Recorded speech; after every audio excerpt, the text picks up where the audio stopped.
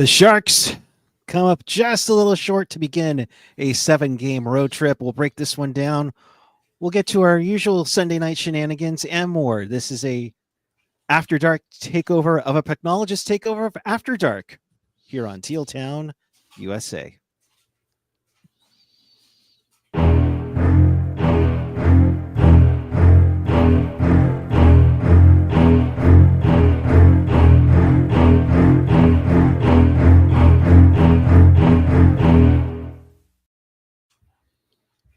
Oh, hey now. I mean, that's the usual intro on the Sunday night. I got to give some love. All right. It is February 23rd, 2025. The Sharks lose to the Calgary Flames 3-2. But hey now, fellow puckers. Welcome to an After Dark takeover, a technologist takeover of an After Dark. And to our new viewers, come on in and let's talk some hockey. You can join us live right now on the YouTube chat, or you can hit us up with a comment after on the replay. But if you want to be part of the show right now, watching us live, chat with us and fellow hockey fans all over the world and in Sharks territory on the YouTube page or the app. You can always follow us on the social, where Felix drops off the highlights of the game through our Twitter, Blue Sky, and Threads. Find everything at Teal Town USA. And of course, support the pod with a Venmo donation or super chat at Teal Town USA. I am joined tonight by Mr. Ian Reed. How are you, good sir? Oh, we're back to Sharks hockey after having a week of just pretty awesome hockey to watch. It's back to this. Hey, we got to talk about wins. That's the best part. That's true. And close wins, that was always nice. I mean, at least it wasn't 8-3 or 6. No, there's been some really goofy scores this weekend, so that's true. Like, of all the ways that this game could have ended, I mean, it's fine, right? It's fine. It's okay. Guess what? We get to do it tomorrow too. Why not? Oh God! All right. So, as it is with the usual takeover, we'll talk about the recap of the game you just watched, which is San Jose beginning a 7-game road trip as they take on the Calgary Flames. Gilroy native Dustin Wolf going up against his childhood team, with Georgiev getting the start in net for this one. You a little surprised by that? Or no. Gotcha. No, I think I don't really think it matters who they play at this point between Georgiev and Vanacek. They do play tomorrow, so you're gonna see. I'm not shocked that Georgiev got the start here. I don't really think it matters, right? Like, we're a week away from the trade deadline at this point, Roughly. I don't know. This team is going to change in the next 2 weeks. We hope. I mean, that's not a given, but we certainly hope so. Right. So it'll be interesting to see how it goes. I mean, early on looked nice. 3.5 minutes in, Macklin Celebrini, like, good to see you, bud. Great. Hope you had a nice vacation. I think like half the team went to Hawaii to whale watch, if I'm not mistaken, from their social posts. To make it 1-0, Celebrini gets the goal there. Toffoli would assist on it. A nice play there by Celebrini, and he continues to score up in Canada. Yeah. Look at that's the one thing, right? We got that right off the top, which was like, the one thing that's obviously been good this season is just watching Celebrini play and just how good he's been, and just how, like, why I think that the future is super bright, obviously, with guys like him coming in. You look at some of the other guys coming up, but I mean, yeah, it's just, I can't imagine going through this season without a guy like Macklin Celebrini there. Oh, God. I mean, you imagine only 15 wins with this team with him in the lineup, or on the roster, I should probably emphasize, because there are a couple that, he wasn't a part of. But, man, I can only imagine how worse this team would be without him. I mean, they'd probably be both the same, and they just wouldn't be as fun to watch, right? I hope so, but that just makes 15 wins out of 58 even more painful to go through. Yeah, it was just like there's no like it was like last year where it's like you're just hoping that you get that guy. I feel like, this year would be more of that without him. But we do have him and it's great. Yes, and it makes us feel good up until the Sharks take a power play. And give up a power play and give up a power play goal. I should be more succinct about that. Nazem Kadri, he gets his 20th of the season to make it 1-1. The kind of looked like it deflected off of Wallman, which, I'm not going to completely blame Georgiev on that one. Fine tonight. Like he's fine. He Yeah. was fine. I don't think I didn't really hate any of the goals. I thought he played fine. I mean, he made like 30, he made 33 saves and 36 shots. I mean, he gave you enough that you probably could have won with that. So I don't really Yeah. It's tough. That made it 1-1 after one, and then in the second period, Calgary would take the lead on a goal by Kevin Rooney. Nice backhander, about 3.5 into the middle frame. But I thought the Sharks played fairly well, and the shots were even, about at 13 apiece between these two teams. Both teams got chances. That was the only one that got through. Yeah. So, So, third period, holy cannoli, Tyler Toffoli. I'm glad he's made sure that he does not want to go anywhere, because that'd probably be the top trade target right now. He gets his 21st of the season, following up his shot. I think it looked like it went off the crossbar, and then backhander in to tie it up. Again, one of those nice pickups that the Sharks got to improve this squad in some form, and to have some veteran presence in there. But Toffoli doing things to tie things up for the Sharks.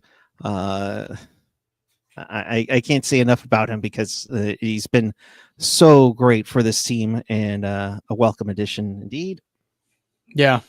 Yeah, no, I thought, like, again, Tyler Toffoli's been good this year. Like, there has been bright spots on this team. I think the addition of Tyler Toffoli has obviously been one of them. Macklin Celebrini having the season that he's had has been good. And then everyone else that had dared to be good has been shipped out.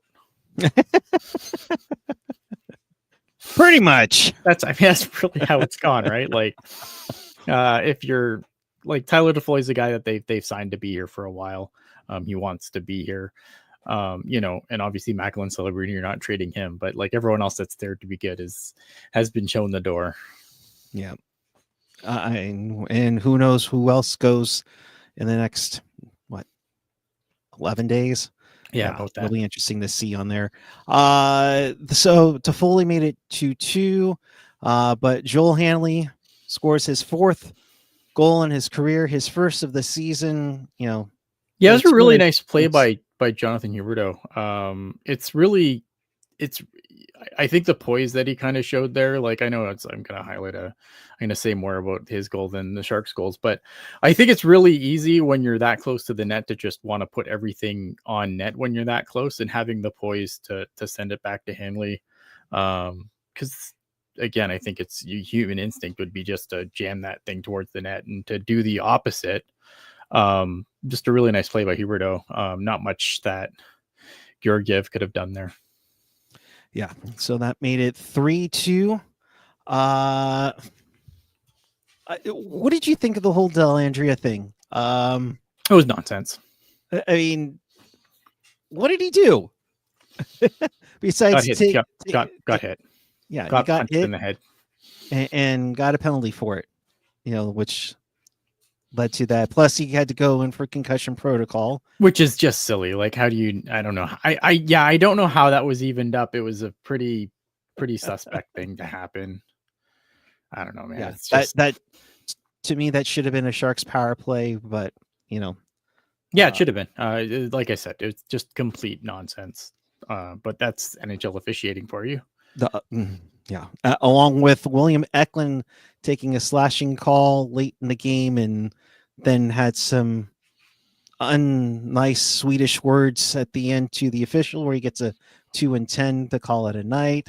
Yeah, I think like the penalty that Eklund took was 100% a penalty. Like there's no Right.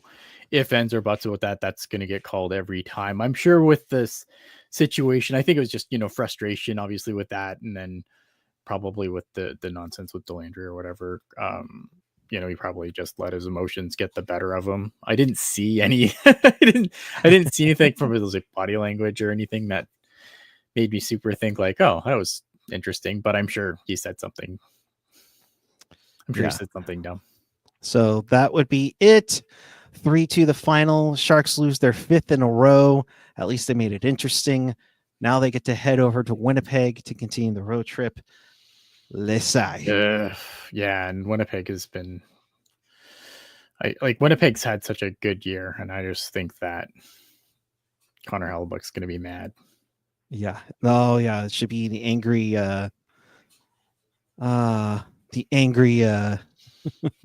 pain of Connor Hellebuck will be not fun. We are getting some comments from the locker room, so AJ was supposed to be on assignment, but thank you, Chris. Good to see you in the chat as well. We'll get to the comments in the chat in a little bit here, but let's get to some of these. Toffoli, I felt good. Felt like I had my legs. Just couldn't get that extra bounce. And for a guy who was all over the place, including going to the Super Bowl, I mean, sure, why not? Yeah. Good for him. But that's what you should have is the bounce. And some people had it, but I just didn't see it all the way with everybody tonight. Yeah. I think again, like we've seen some sloppy hockey so far. Like we've seen a couple teams put up like 8 spots on other teams, and like I think the Rangers got beat by Buffalo like 8-3 or some nonsense like that. Shesterkin allowed 5 goals in the first period to Buffalo. Yeah, it's never good. Like I don't know. There's been some sloppy hockey to start off, obviously with the break being what it was, but I didn't think I don't think the Sharks were good, but I don't think they were terrible either. Obviously the puck over glass penalties not good. Henry Thrun needs to make better decisions there, and I continue to not be a super fan of Henry Thrun this season at all. Yeah, I don't know, and definitely a lot of people in the chat. I can see a lot of comments about Thrun, hoping that Cagnoni would come back on the other side, but yeah, that was tough, especially late in the game. And speaking of which, Toffoli says the puck over glass is tough. It's never intentional, but that's part of the season where we all need to be accountable, and it ends up in our net. Yeah. So. Yeah, I mean this game, the margin for error for this team is so small that they can't do stupid things like that. Like anything that's been the whole season, right? Every time that they take a dumb, completely avoidable penalty, it's been the ending for them. I think they've allowed. Pishelka had a tweet. I can't find it now, but something like I think they've allowed goals on 11 of their last 10 or 10 of their last 11 power plays at that point or something silly. I don't know, maybe it was game. I have to go find it. Let me find the tweet. You find it. I'll keep going over some of the quotes here while you do that. Delandria, 2 guys changing, a little interference, no explanation of the call. Maybe he didn't see it. Lots to tighten up after a 2-week break, but I think we played well. Could have went either way. Continues from Delandria there. From Celebrini, Eklund is getting better and better. So easy to play with him. Let's see. I think I thought we played tight and didn't give up much. I mean, I thought they played fairly well. They kept it in the game. I didn't think there was anything egregious, except maybe some penalty calls. Speaking of which, Ryan Warsofsky with I don't understand a Delandria call, but I have to see the replay because it's a head scratcher. It is 100%. Yeah, indeed. I can't find it. Fudge. That's too bad. Warsaw, we can't take all the penalties we did tonight, no matter who we're playing. It's going to be important on this. Big time, considering where you're going. on this road trip. Smith is creating chances, but the best players in the world don't score every night. He'll get through it and find the net. And I thought Will Smith played well. He I definitely think had some chances as well. he's been fine of late. Yeah. I think he's been good of late. Not even fine. I know he's fine. So I guess I need another word than fine because. But I think Will Smith is played well more recently. Yeah, and that was the other thing. Liljegren out. Definitely will see Vlasic in. So from John Swinson, if it'll be interesting to see who they do call up though, because obviously if Liljegren's going to be out for any period of time, and Jan Ruda, they don't really seem to have any answer for when he's going to be back. So probably going to need a call up there. And I'm fascinated to see who's going to get the call. Dark Knight Detroit 24. This whole season has been fine, Ian. Yeah, I don't know if I'd say it's been fine. It's been.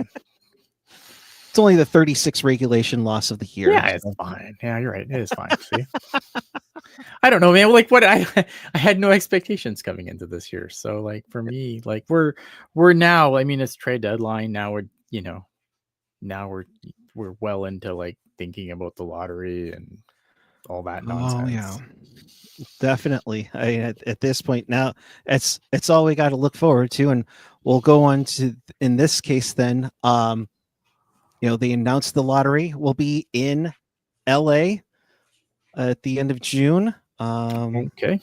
At the Peacock Theater, which I believe holds about 7,000 seats. So is that the draft or the lottery itself? Draft. Okay, so the lottery, because I mean, like the lottery used to be at NHL headquarters. Right. Yeah, No, okay. Excuse me if I misspoke there. Yeah, the draft will be at the Peacock Theater. That's across the street from the Crypto.com arena at LA Live. So it'll be interesting to see how that works. We'll see. I don't know if it's as pricey as Sphere was last year. I think the draft party will be just fine. I think it'll be just fine.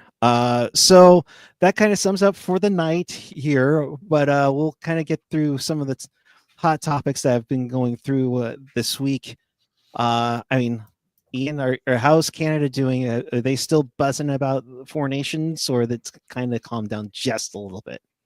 I think it's look, it was fun, but like I think everyone's kind of moved on. Like it's cool, right? Like the Four Nations is really cool. I think it was an absolute success. I think you look at the numbers that it did and everything else, but I mean, now it's on to the Olympics, isn't it?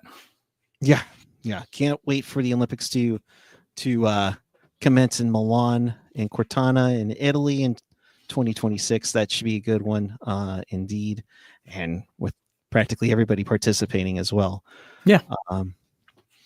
PK Subban had some interesting thoughts on game day, but the ones I was focusing on is the ones he had on First Take. Just talking about the give a damn that the NHL players have over NBA players. I don't know, man. I don't see. I believe it, but like at the same time, I'm also like, but all I watch is hockey, right? Like I don't watch basketball, so I could say, well, I think hockey players are super awesome, and that tracks. But I don't know, man. Indeed. I mean, but the thing is that this whole tournament, and especially USA Canada, had so much love. You had Rich Eisen talking about it. You had NBC. I think even Drew said MSNBC, CNN. I mean, everybody was talking about it. Even one of my favorite shows, After Midnight with Taylor Tomlinson, even had a comment about it. It's like, all right, NHL, here's your chance. Here's your chance to capitalize on something that literally came out of nowhere to have huge success. Can I stop? I'm pretty sure Dank cares. Like, when will a Canadian team win the cup again? Man, I don't care. I cheer for an American team to win the cup every fucking year, my guy. I think that is the dumbest, and I'm talking about it. So I've taken the bait. But like, I don't know. I think that's like, that is the dumbest talking point, right? It's like it's so dumb. because it's like it's a club sport, right? Like it's just a bunch of guys mashed together. Yeah. Like there's no, I don't know. I don't understand that. Like I'm supposed to be upset by Canadian teams not winning the Stanley Cup when I'm on a Sharks podcast. Probably. I'm sure it works on Leafs fans because they want to win, but like, I don't know, man. Like I wouldn't take any satisfaction from like a Canadian team winning.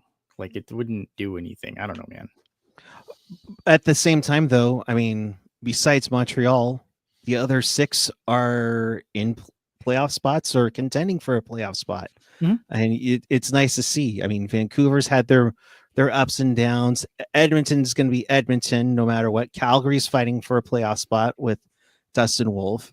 Yeah. Winnipeg's been a juggernaut all year. Toronto, contending to try to get out of the first round every time. Ottawa seems like it's on the verge of taking that next step. You'd hope so. Yeah. So it's nice to see if you're rooting for a Canadian team to finally raise Lord Stanley. But let's be honest, a Canadian always lifts up Lord Stanley. That's kind of it, isn't it? Yeah. But I mean, like, I don't know. I know it's a stupid thing that I'm supposed to like, and I've absolutely taken the bait on it because I just think it's the dumbest fucking talking point that does always show up. It's like, oh yeah, well, Canada won, but when are they going to win a Stanley Cup? And it's like, I don't know. Canadians win the Stanley Cup every fucking year. Yeah. I mean, that's true. I mean, come on. And John Swinson, I like it when Canadian teams win. I just hate it when Anaheim or Vegas or LA win. Sure, yes, I don't like I don't like when those teams win either. But like, you know what I mean? Like, but it always just makes me laugh because it's like, aren't you upset a Canadian team hasn't won the cup? No, clearly not, because that means my team. If a Canadian team wins the Stanley Cup, then my team didn't win it, and that right. Sucks. I mean, not that my team's anywhere close to winning Stanley Cup now, but there was a long stretch where a Canadian team would have bummed me out because why? It means my team didn't win Stanley Cup. Right. I don't know. Yeah. I'll kind of couple this up a little bit with a hero or zero for you. Okay. Tkachuk, I mean, the guys who made the name for themselves, Tkachuk's, I think, really bolstered their progress. Marner got a little bit of that, can't win the big game off of him with the overtime winner and then the game-winning assist to that. Did Connor Hellebuyck didn't help himself a little bit? I don't look it. I think Connor Hellebuyck was great. You can't leave Connor McDavid alone in that section of the ice and expect, the goalie to make a save. Like it was a bad defensive play by the US team. It left Connor McDavid in the slot with no one around him and, and just nothing but time to shoot. I think Connor Hellebuyck was really, really good in the formation. I know he didn't win, but but that wasn't his fault. Yeah, it's tough. And again, and I see Dark Knight Det 24 saying Austin Matthews was a ghost, but I mean, he had so many chances to put it away, it just didn't go through. And then of course he takes part of the blame. I'll say Adam Fox also takes part of the blame. McDavid was his guy though. Yeah. And Fox went the wrong way. Sure. Yeah. It wasn't good, right? Like it was a misplay in the defensive zone, and that's the kind of thing that leads you to, like, that's how overtime games are won, right? Right. Someone makes a misplay, and that's it. The puck goes in at sudden death, and it's over. I think that you could mash your teeth a little about the play, but I don't know, man. Like, but to pin that on Connor Hellebuyck, I wouldn't do it. I mean, you do you. If you are of the opinion, not you specifically, but like, right, to anyone listening, if their take is that Connor Hellebuyck still can't win the big one, then I mean that's fine. You do you, but I don't think it's fair in this situation. because I think he was great in that game, and you can't leave McDavid alone in the slot like that for that long. Right. Simcast saying, look at how wide open Sully was tonight. And they mentioned Matthews oof on the broadcast as well. Yeah. I mean, that opening goal. It was McDavid was Austin Matthews' guy. That's the reality of it. But I think also, like, I think he didn't Matthews assist on both of the goals for the Team USA. So yes. Yeah, no, it's I it's think tough. I don't. Go ahead. Yeah, no, I think it was definitely Matthews' guy. But but again, like it's hockey, and people miss this defensive assignments all the time, and that's what happens. Yeah. One guy I will say, that was a hero. Well, I mean, the whole defensive unit for the United States was phenomenal. Jacob Slavin, who's gotten some love for being with Carolina, but I thought really, really named a name for himself, especially defensively. Oh yeah, Jacob Slavin, like definitely, like if you don't, I think if you don't watch a lot of Carolina, because let's be honest, like Carolina is not a huge market, but I think if you've seen Jacob Slavin because he comes to your city like twice a year or whatever, you probably don't get a understanding for how good he is. Like I've always thought Jacob Slavin is really, really, really good, but I don't know. Apparently, I always thought he was right, because me and Jules actually talked about this off air, and we're like, is he underrated? And I've just always thought he's rated. Like, I think that everyone knows how good he is, but apparently not, because a lot of people are like, wow, Jacob Slavin's so good. Yeah. So I thought he was rated. Apparently, maybe he is a little underrated in some circles. And I noticed you put this in the notes, but Simcast kind of echoing it. Slavin needs to win the Norwich this year, which will prompt a new Makar Bobby Orr trophy for most points by a defenseman. I hate that Bobby Orr could play defense. Like, yes, Bobby Orr put up a ton of points, but he could play defense. So it drives me crazy when like we have to like separate. I don't know. I don't. I used to be on team like on team. Oh, we need a defenseman trophy, but I don't know, man. I think I don't know. I don't think so. I think because again, like I just so you make it the Bobby Orr trophy, but like Bobby Orr could play defense. Yeah. Felix saying, I've never seen a hockey goal more dissected by non-hockey fans. I'll say that. And where is it? Molasses, definitely. You obviously haven't heard about the 99 Stanley Cup final. Brett Holgel. But that is true. But I will also say, especially for you up north, Pat, spot on with the 04 Files Calgary goal. That crap, why can't I think of his name? Holy crap. Help me out, chat. Oh my gosh, I should know this one. The guy who should have won, he literally got the game-winning goal at like the first 3 rounds for Calgary in the playoffs that year. Oh gosh. But yeah, it's one of those weird ones where a defensive defenseman, but a lot of the play has been saying a Selke for defenseman. I know you did you run numbers on this? Was that you? Yeah, or was that somebody else? I had at one point, because me and AJ talked about this on a Pucknologist a while back, and I don't know what the cat like I don't know what the category would be, because like people talk about like the Selke, right? But like Selke winners put up a ton of points. So at that point, like, because that's what everyone says. Oh, you need a Selke for defenseman, right? That's kind of the new way, instead of just calling it like the Bobby Orr and pretending that Bobby Orr couldn't play defense. And I just think that if the Selke guys, like there's Selke guys that generally put up points, right? So if that's the case, then I don't know, like what would be the criteria? And then at that point, isn't it just the Norris?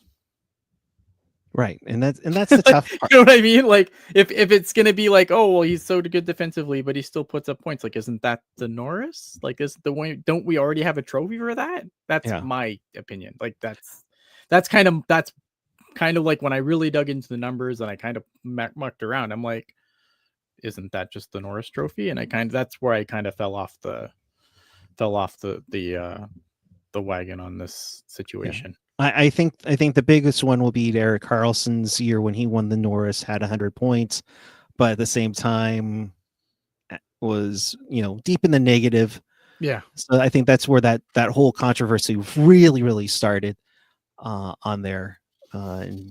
Yeah, but that's the thing. Like, is I think, and that's the problem, right? Is like people look at Eric Carlson and then they think, oh, well, that's just the Norris, because like Eric Carlson can't play defense, and we all know this. Like, that's the whole idea behind Eric Carlson is you just hope that the play stays up when he's on the ice, that it stays in the offensive zone, and he defends by not defending.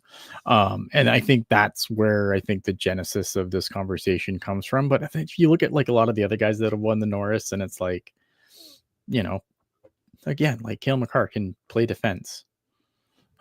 Okay, maybe Adam Fox can't play defense, and but you're always gonna have like the guy who's gonna be more offensively thing. But you go back, like no one's gonna tell me that fucking Lidstrom couldn't play defense, right? No, right. Like Lidstrom had like that trophy on lockdown forever, and you're not going to tell me that fucking Lidstrom was useless in his own zone.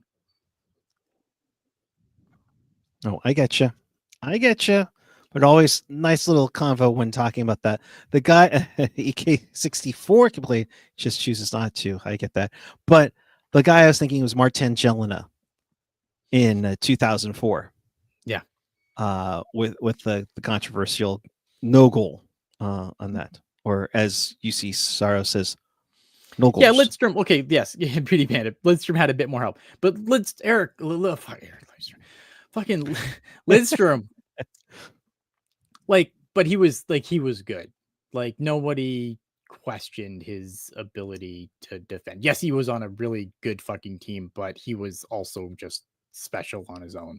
Well, after Detroit was well past their prime, he was still scooping up Norris trophies. So still got it done, and still an awesome defenseman in my mind. So we're at that point with that. Fortunately, we do go back to an all-star game next year in Long Island. I mean, again, like I keep preaching, they got to put like North America against the world or something. It's likely going to be like, okay, here you go. This is the last all-star event, and then you go off to Milan for the Olympics.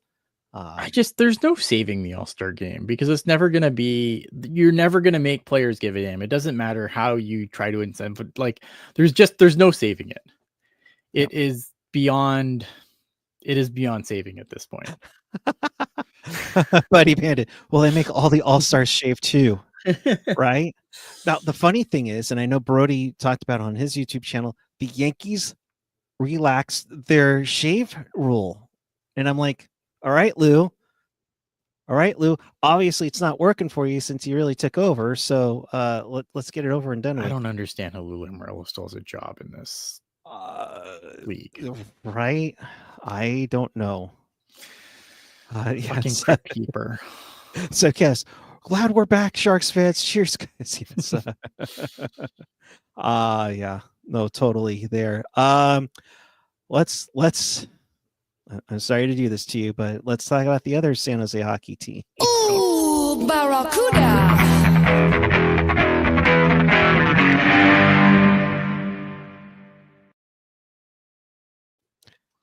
Okay, so first I gotta clear something up, because I did get, okay. I have been saying something that is incorrect, because I just took a quick sweep down the schedule and kind of tried to figure out who they won.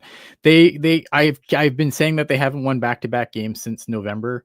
They've actually won back-to-back games twice since then, once actually kind of recently, but it was like a Wednesday Friday situation, so that's why I didn't remember.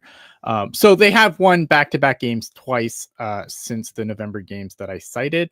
However, they have played 500 hockey basically for 3 months now, so that point still stands. However, to say that they have won back-to-back games is incorrect, but they have played basically 500 hockey.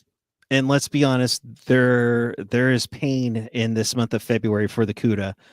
They've only won twice. Once came this week. Wednesday, a 5-2, or Yesterday. let's try it again. No, Wednesday, a 6-4 loss to the Ontario Reign, where they just, hung Askarov out to dry for 4 goals on 14 shots. And that has been kind of their MO of late. If you like that game, the game they played yesterday, which they won, I believe. Did they win? They won yesterday in Ontario 3-1. And then and then even today, like they're just games where they've come out flat, and the first half of the period is then their goalie just getting shelled. That has been a consistent problem for this team in the past 3 games. And that's the worry here. Yesterday, they didn't even have a shot until like 5-6 minutes left in the first period before they got their first shot on goal. Oh boy. Yeah, it's bad, man. Like, it is bad. It's not good. Not good. So they lost Askarov. It is bad and also not good. Yes. Not good, bad, and just bad indeed. Yeah. I'll give credit Luca Cagnoni with the beautiful coast-to-coast goal on the power play to make it interesting on Wednesday. Cuda did get the revenge back in Ontario yesterday with a 3-1 victory. However, they did lose today to Coachella Valley 5-3. Just they can't make up any ground. And like I said earlier, only 2 wins this month for the Barracuda, who currently sit 6th place in the standings. Thank goodness for a cushion with Bakersfield.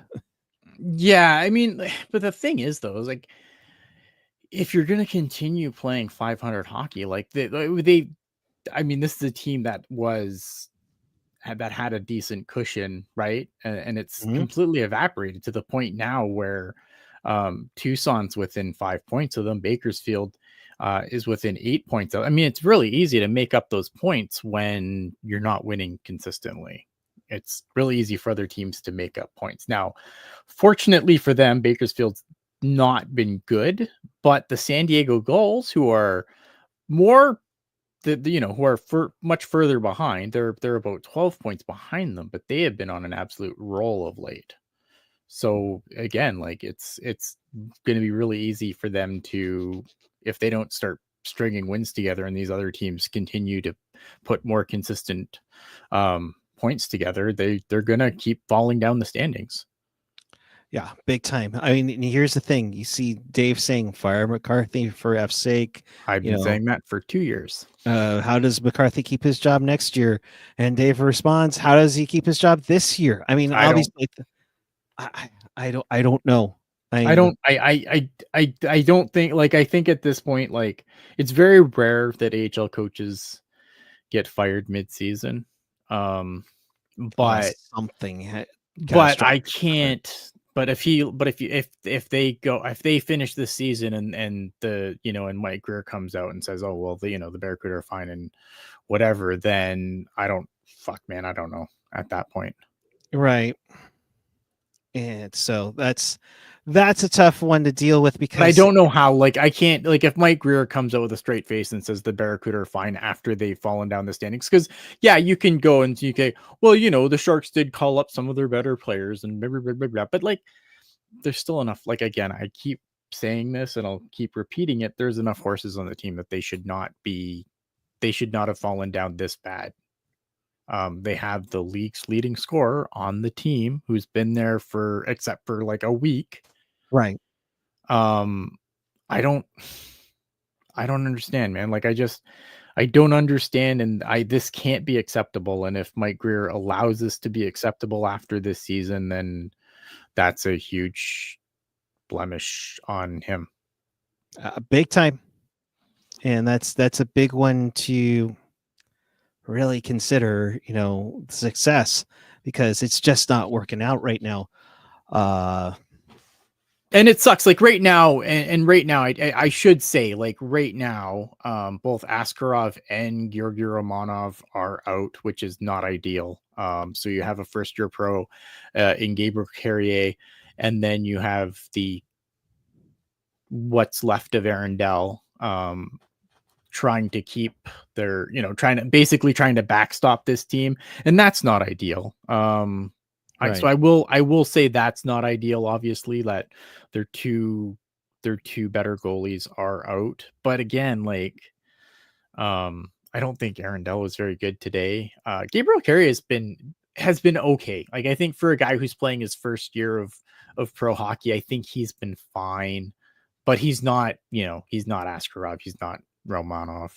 It's Serviceable. not ideal. I think he's serviceable. I think he's done fine. As far as like the one I've watched him, I think like there's a lot of his game that I like. But it's not ideal. And obviously with Askarov being out, like, I hope that's not serious and they get him playing again sooner than later. And Georgi Romanov was apparently working with Nabokov the other day, so maybe he'll be back soon too. But again, like, so is the goaltending situation ideal right now? No. But again, like, this has been 3 months, so it's like, if you want to make excuses from now, they didn't really have goaltending. Okay, fair, but what was the excuse for the rest of the 3 months? Yeah. It's just kind of, it's, yeah.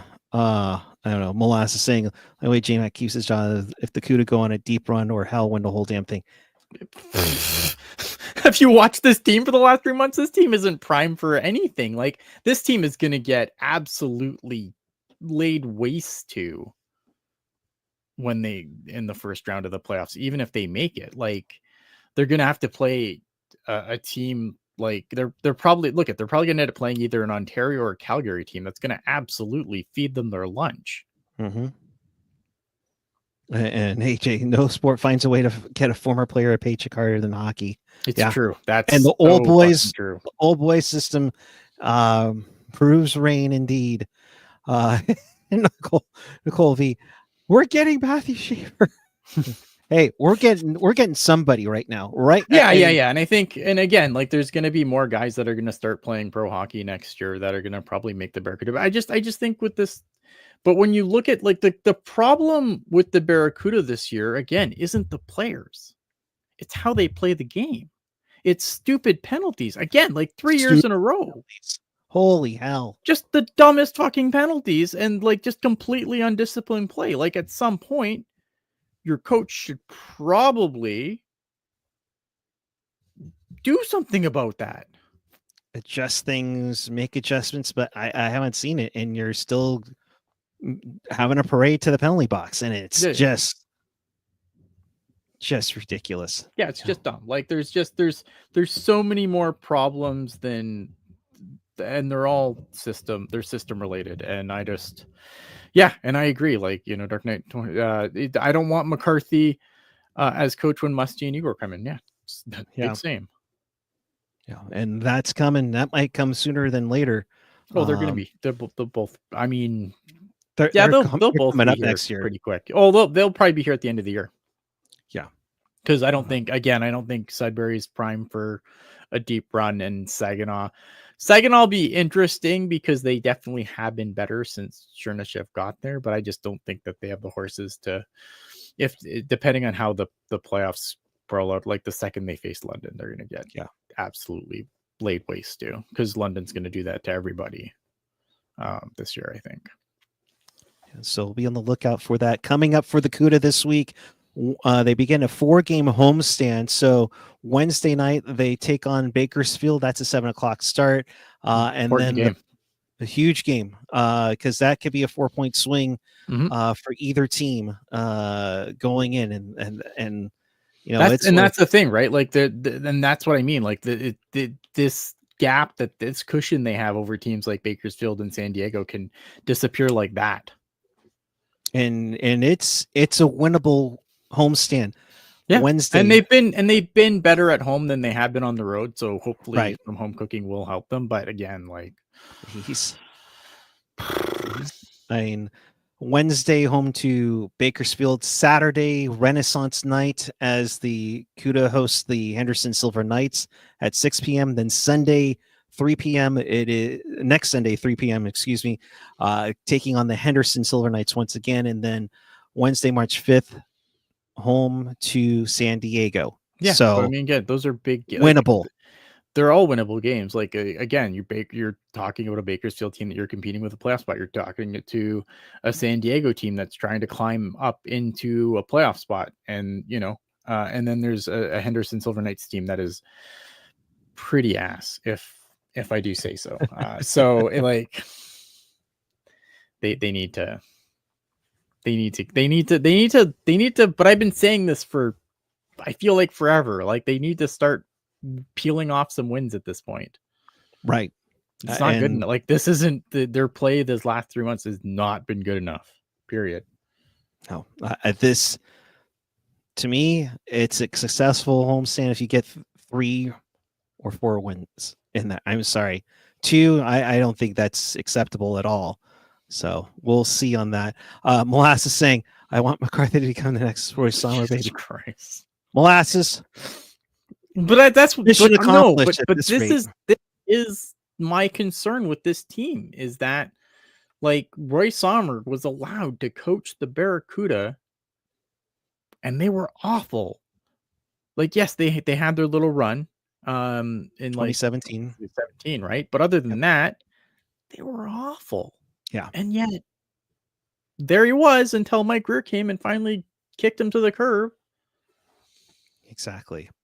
Super chat from Rob Iman. Thank you very much. Keeps the lights on for us. So thank you, Rob, for that. J-Mike has to bounce. Warsaw not yet, but I do have some concerns about him. I don't want to start questioning Greer. I mean, but if you fire Ryan Warsofsky, then like how many coaches does Mike Greer get to hire and fire in the span of 2 years, 3, right? Like, right. Like,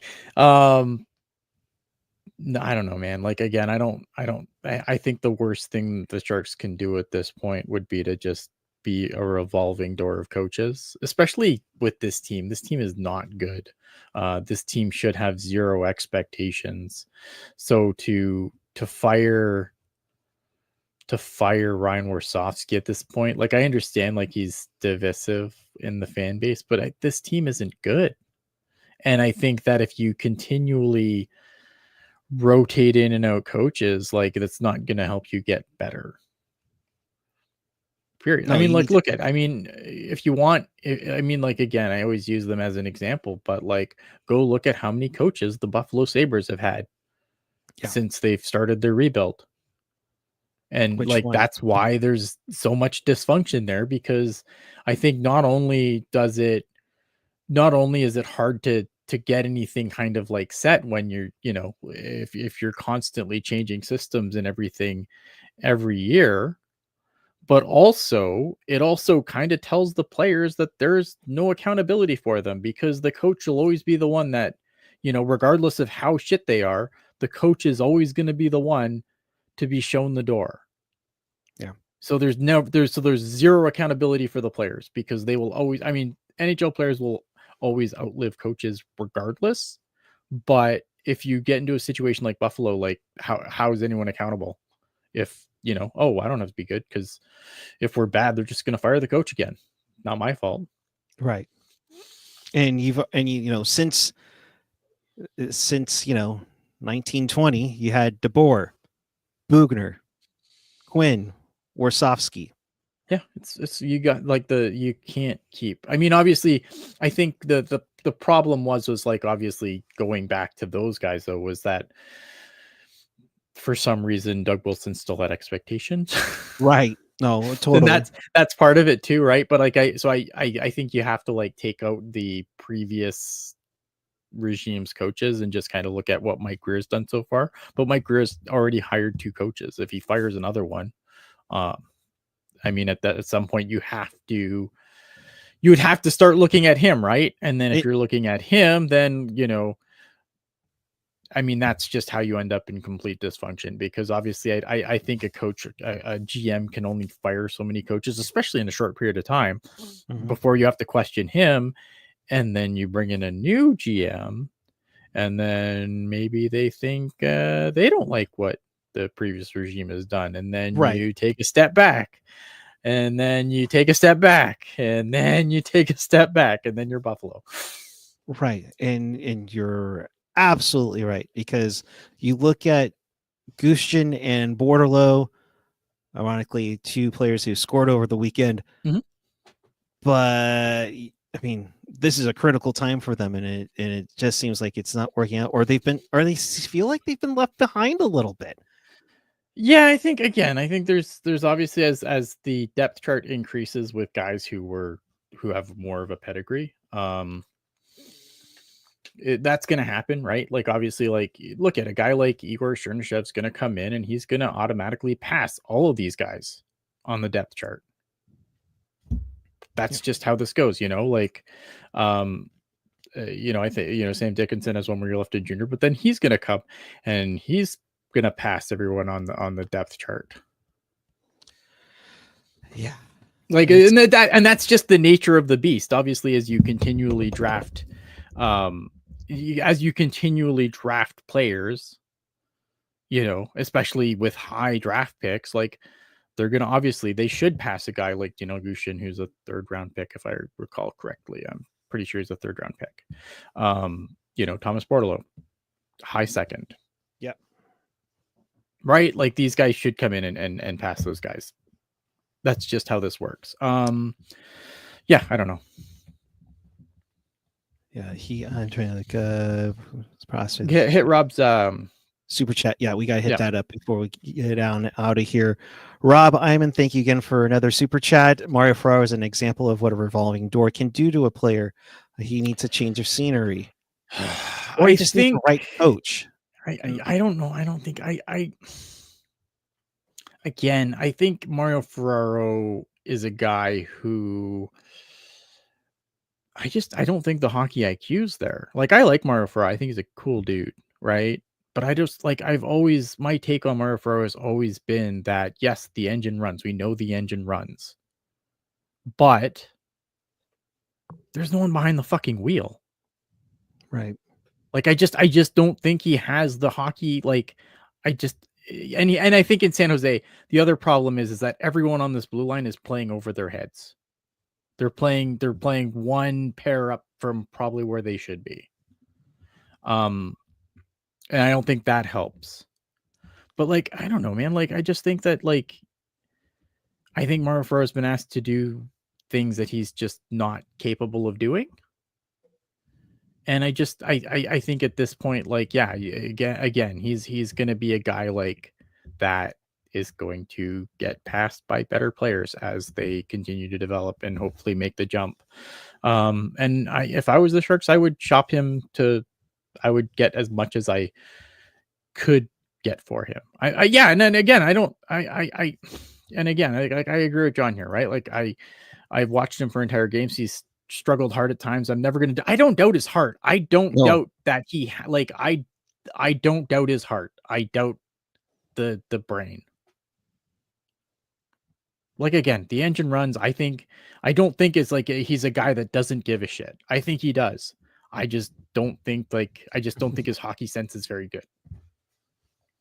And like John said on there as well, I think he's a 3rd pair defenseman on a D-man on a good team. And you look at it, I think even better for that. And whatever. And again, I think it's you have guys on this blue line for the San Jose Sharks who are probably pairing a pair or maybe 2 pairs ahead of where they should be. Yeah. Ramon's saying, was he supposed to be the next Brent Burns? No.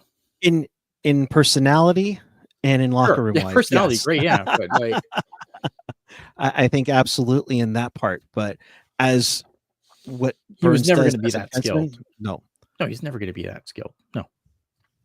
Now, when Mark comes on, he's going to say, no, I'm kidding. No, Mark. Like, I don't want people to, like, don't get it twisted. I am not questioning Mario Ferraro's give a shit. I'm not. And I think that there is skill there. I just don't think that there's the hockey sense to go with it. Yeah. That's all. No, I get you. So, all right. So coming up this week for the Sharks, they continue their Canadian portion of this 7-game road trip. Tomorrow, Monday, they are in Winnipeg to take on the Jets. That's a 4:30 start. I'm assuming that's on Prime Video up there. So tomorrow probably. yeah, it's for Monday Night Hockey up there.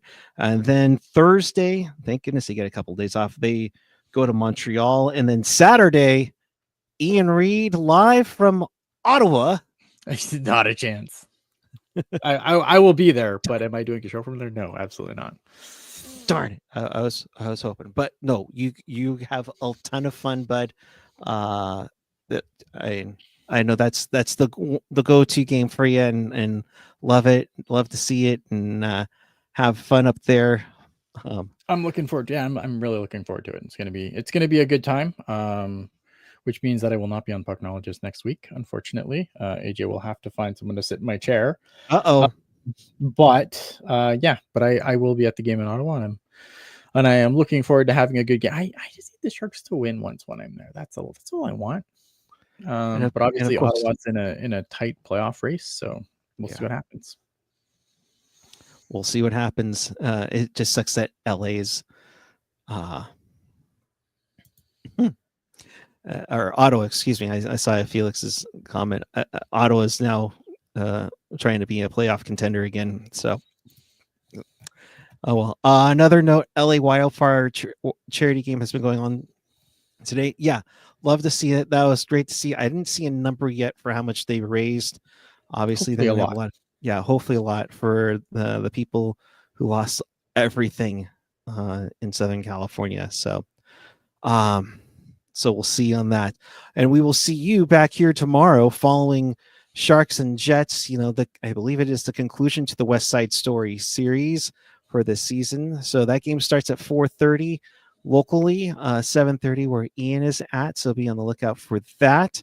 So that brings it to our close for the evening. In case you missed anything or you want to watch this again, check us out on tealtownusa.com or wherever you get your podcasts. That'll be coming up in a little bit of time. Of course, you're watching us on YouTube right now. Hit that like button, smash that subscribe button.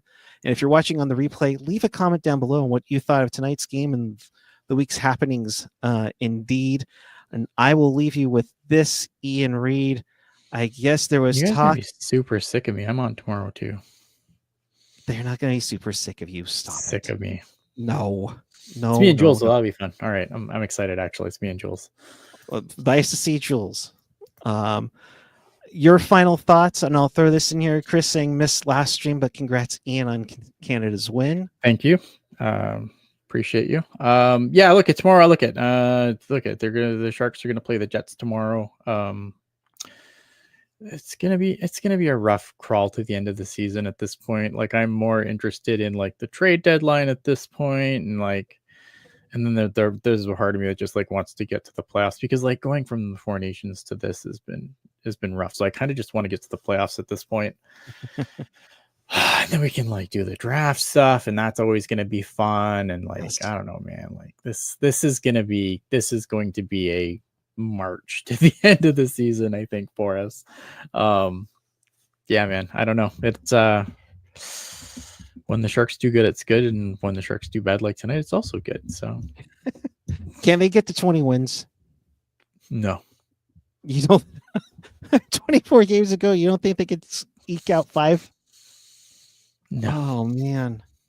Okay. I mean, I took the under, so I mean, like, I thought that all. Look, and I hope, like, you don't want them to like obviously go on a run at this point. Not that I think this team is primed to do anything of the sort, but I mean, you look at the standings here, man. Like, I don't know. I like this cushion that we have behind the Blackhawks, and I'd like to maintain it. Jeez, yeah. I mean, the Sharks sit at 37 points. Chicago at 41. Chicago has a game in hand on the Sharks, so I'm looking good. But I mean, at worst, number 3, and there's going to be. Yeah, you know what's better than number 3? Number 1. Of course. Like, don't get me wrong. Like, I am of the opinion that like I don't really like. I'm not super fussed about this, but like, number 1 is still number 1. Like, that's what I want. That is what I want. But then we can't get number 1 again. So for like how many years is it? That one rule? Only if you move up to number 1. You have to move. If you are the worst team and you select first overall, that is fine. You can't move up twice. Really? Okay. Yes. Okay. All right. No, I got that wrong. I thought if you win the lottery, you can't. If you win the lottery and move up. As long as Batman doesn't count the 3 times we won it last year. That's fine. Right. My final thoughts and Sharks last kind of saying Puckeye celebrating the anniversary of the Stadium Series. Nice. That jersey. Hey, that was a fun time. That was the first time we ever got credentialed for an event. So always has a special place in my heart, even if we lost 2-1. But that's beside the point. Everybody, welcome back to Sharks Hockey. It's going to be painful, but we're glad to have you for the ride. So we'll be back with you on Monday following Sharks and Jets.